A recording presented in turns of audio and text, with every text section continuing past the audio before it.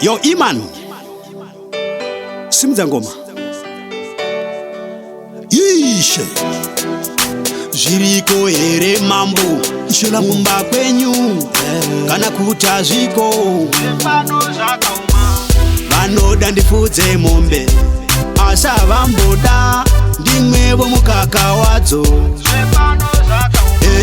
Vanoda ndirime munda Asa vazoda Ndiko wembeswa dzacho Vanoda ndivake musha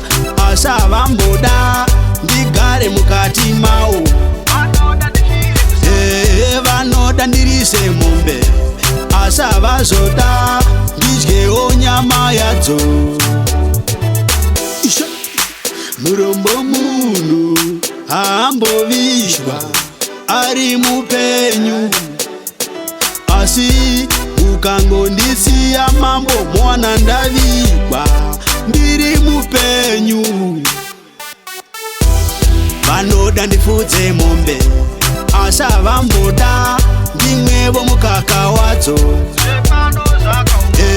vanoda ndirime munda asa vazoda ndiko wembeswa dzacho Mwarisa masimba ndokumbira simba ndiite zvanguwo makati pazvipo chidzinga imhepo tiende kumberiyo vanoda ndifudze mombe asa vamboda ndimwevo mukaka wadzo vanoda ndirime munda asa vazoda ndiko wembeswa dzacho vanoda ndivake musha asa vamboda ndigare mukati mao vanoda ndirise mombe